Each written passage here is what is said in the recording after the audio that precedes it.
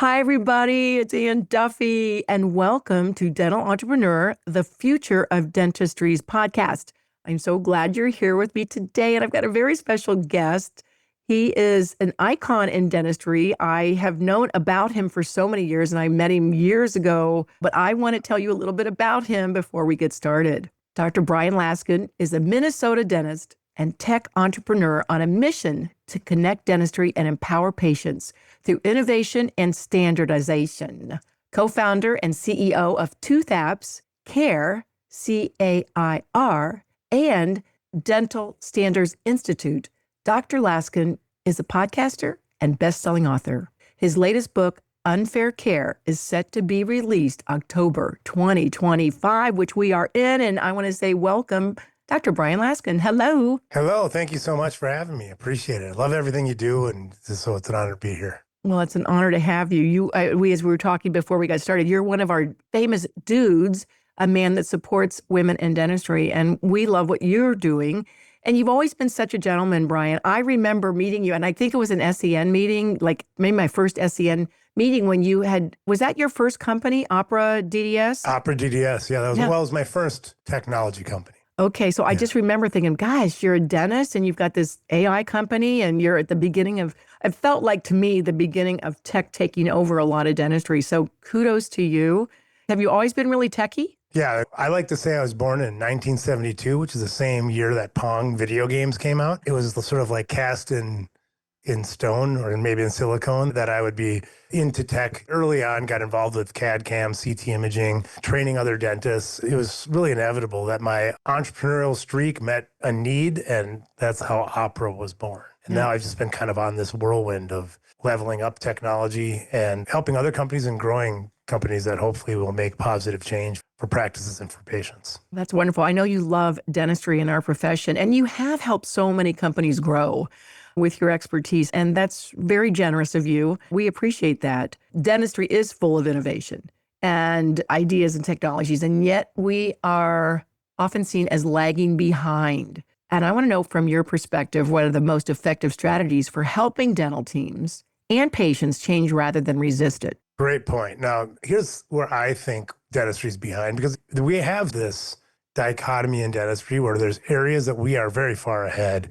We were one of the first mass scale 3D printing applications, if you look at Align Technologies and CAD CAM. And what I like to think is that where dentists practice every day, we've come so far in clinical dentistry. When I got out of dental school, it's like you put a filling in and hope that it didn't fall out. Let's be real. Yeah. And so clinically, things have come such a long way. If you step outside the operatory, we are so far behind, even our medical colleagues.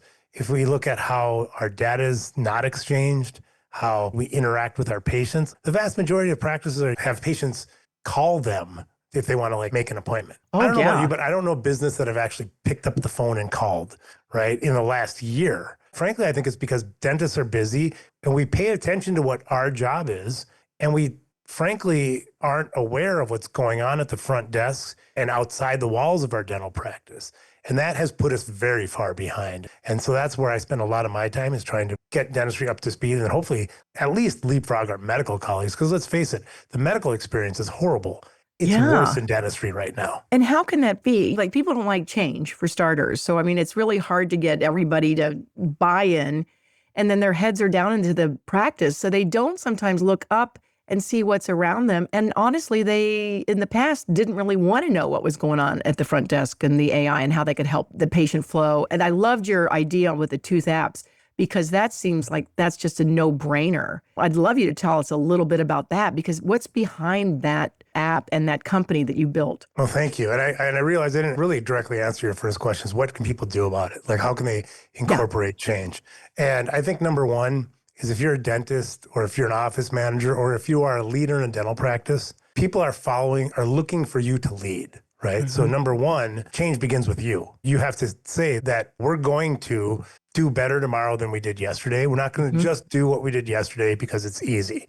And so somebody has to step up and be the champion of change. One of my favorite stories is Usain Bolt, the Olympian. He won. He had gold shoes that was made by 3M, another Minnesota tech company, right? Love it. And when he won, he broke the world record.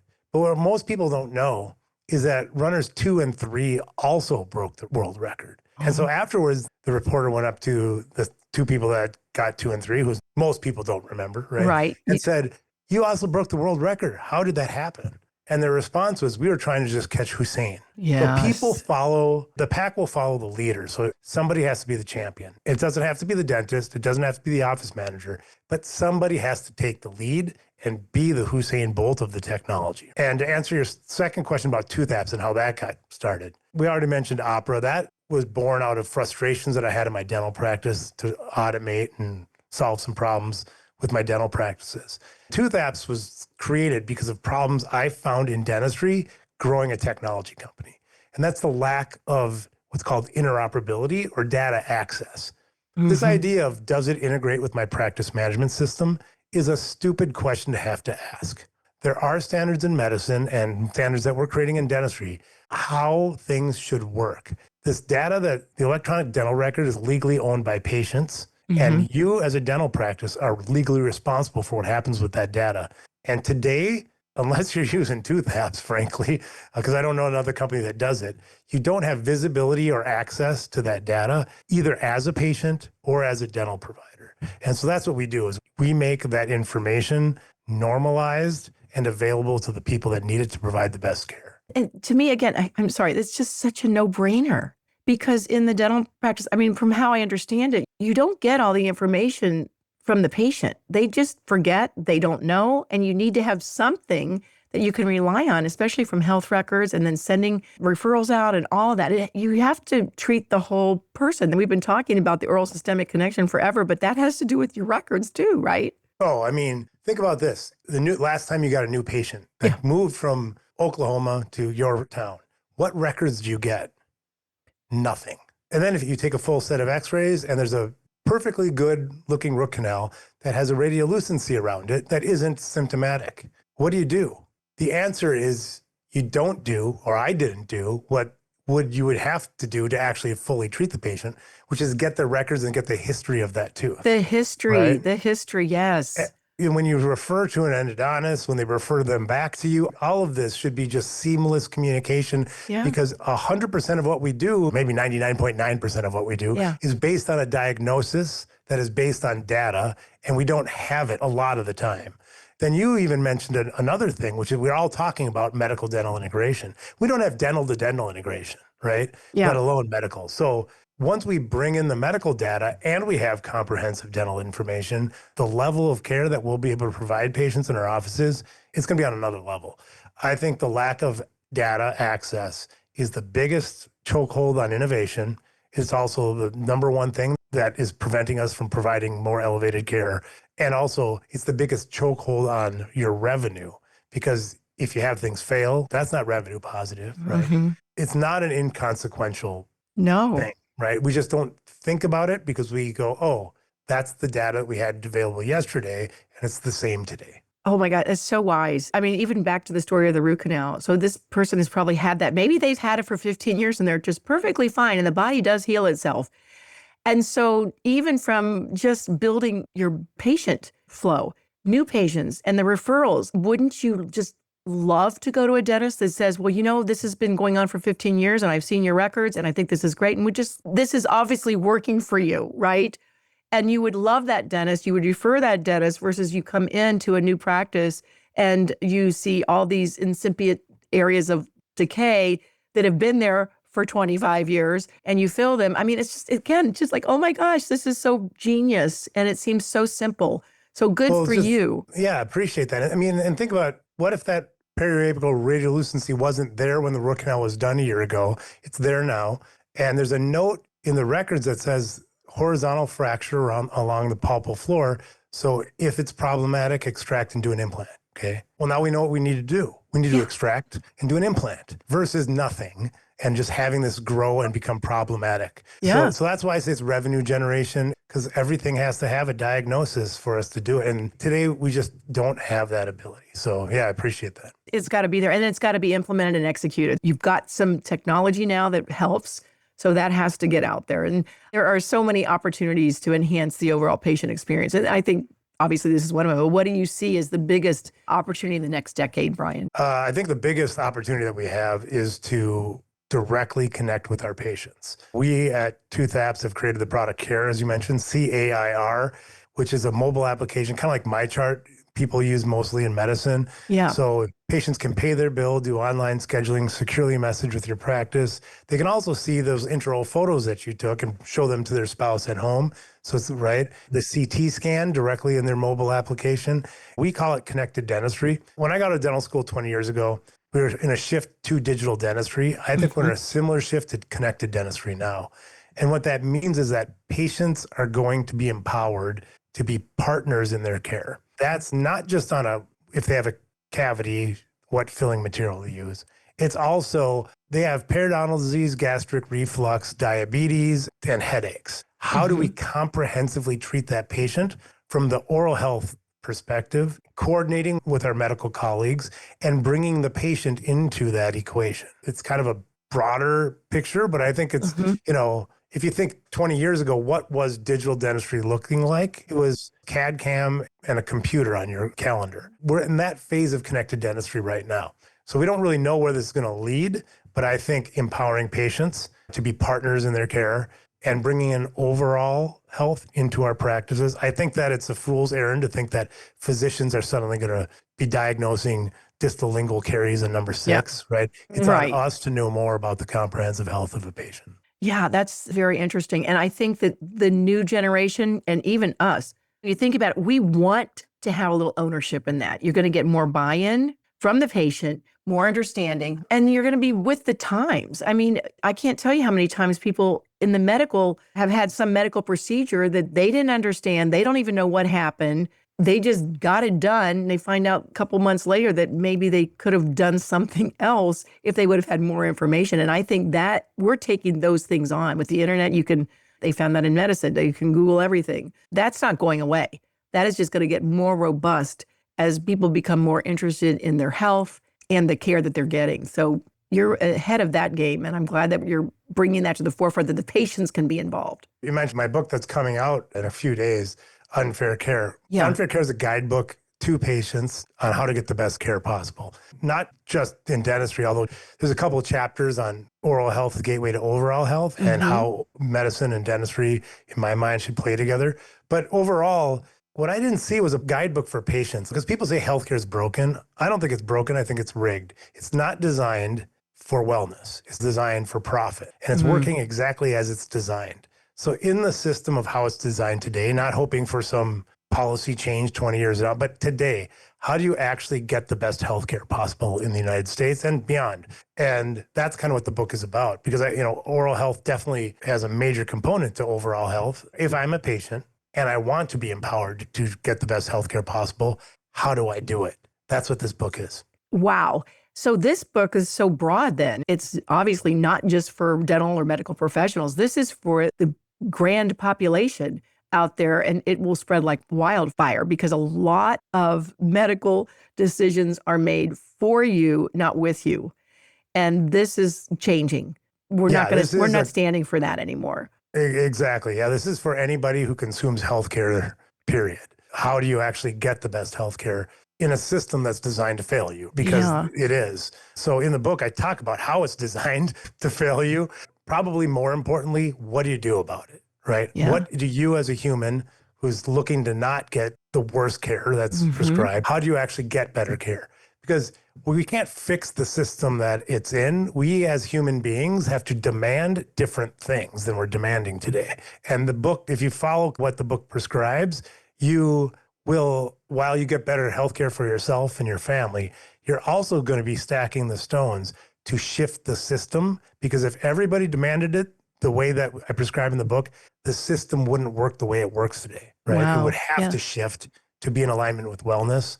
That would be the only way for the system to be profitable for companies. And especially with the world it is right now, better jump on this train or you're going to be left behind. I feel like it's going to help everybody in the system.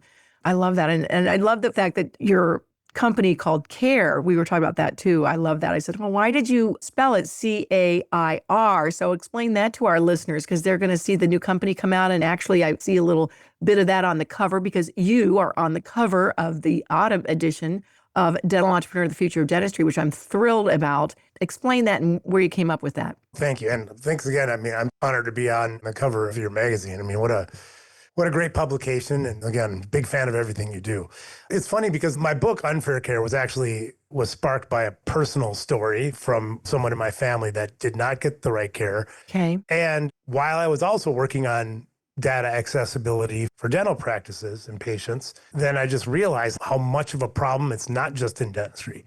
And so CARE, the application, CAIR, allows patients to get their records and their information and then use AI tools to command their care. So for example, if you have a patient that has diabetes and it's been ongoing for a while and they have periodontal disease and they're managing them together, you as a dentist might not actually be contacting and looking at all their historic diabetes markers, right? You might not be looking most at... probably not, yes. Yeah, I'm being generous, right? I know, you're being generous. So what we're doing, because there's so much data, I wear a Whoop band, people have an Aura ring, all of this data is incredibly valuable, even to us in treating the oral health of a patient. How do we actually bring this information to provide the best care?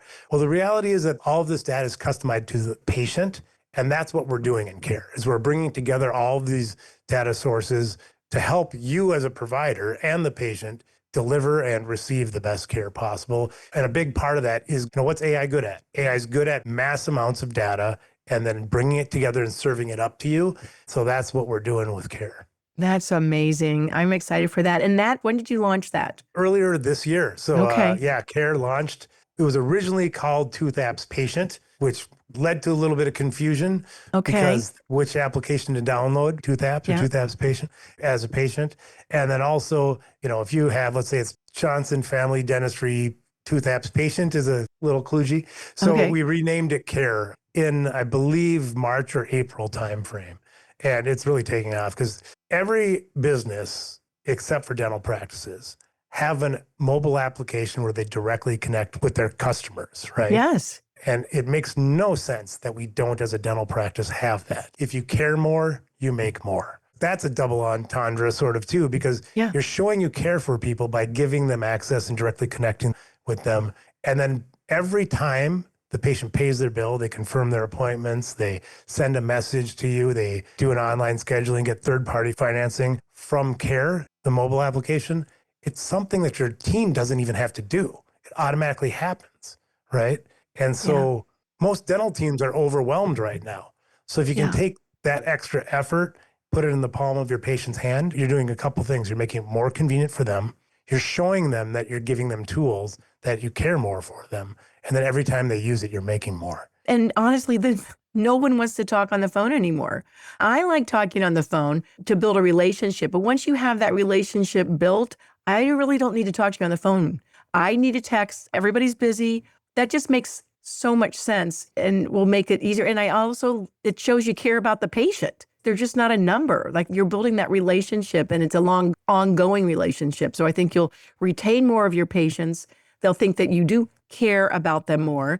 And a dental office will put that in their system. Is that how that works? We're an open platform, right? So what that means is that we plug into any system, or they can plug into us, because we actually wrote the standards on how the integrations work in dentistry, which is a whole nother talk show, right? But what that means is that whatever platforms you're using, you can use them, plug them into Toothapps, and then it'll be available for care for your patients. And so, yes, right now we use these APIs, they're called, or the connectors, for about 85% of the practice management softwares out there. But anyone can plug into us too. So we're 100% interoperable. We work with any systems. We have a bunch of different things that we can do. We're completely agnostic about what applications you want to use in your practice. All we're trying to do is empower you to connect everything together seamlessly and provide the information to your patients that they need to have.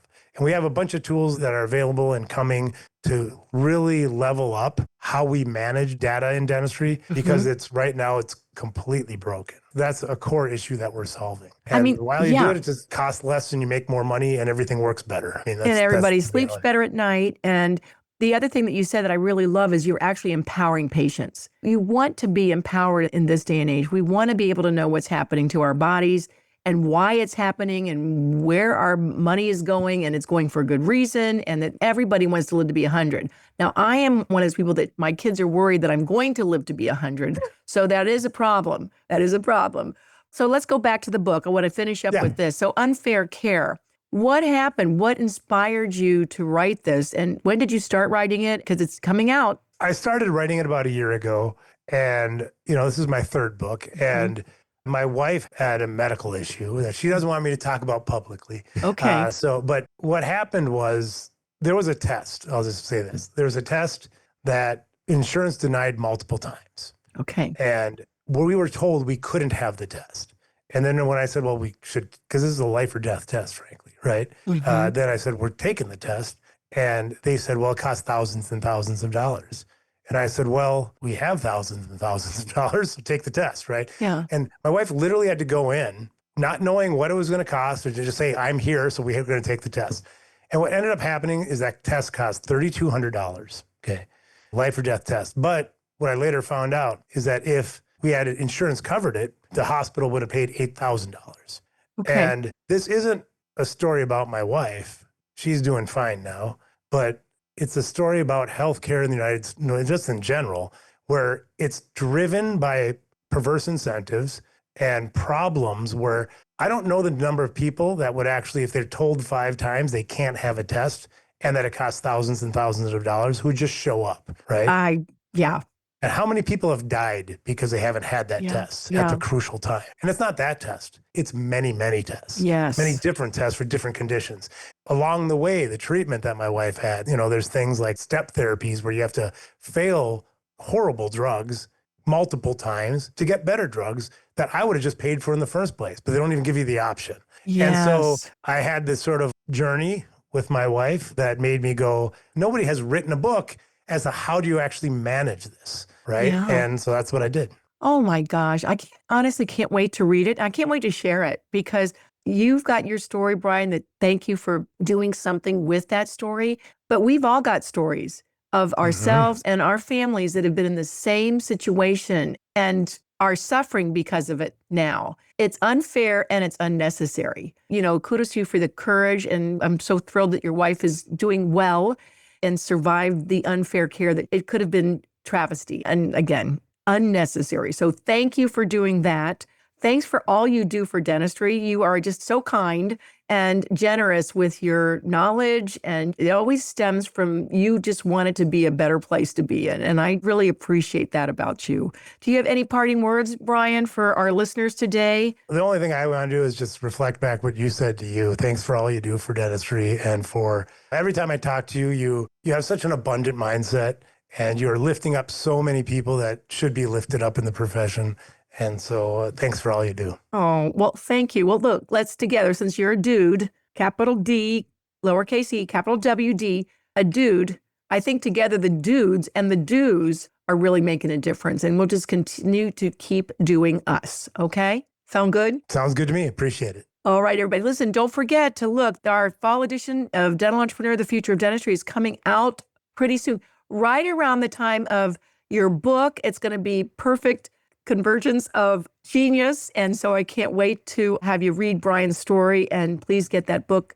Is it going to be on Amazon? I'm sure it'll be on Amazon. That's the best way to get it, Bryan. Unfaircare.com. Unfaircare.com. All right, Bryan Laskin, Dr. Bryan Laskin, thank you so much for joining me today. And everybody out there, again, keep doing you. Thank you so much. Have a great day.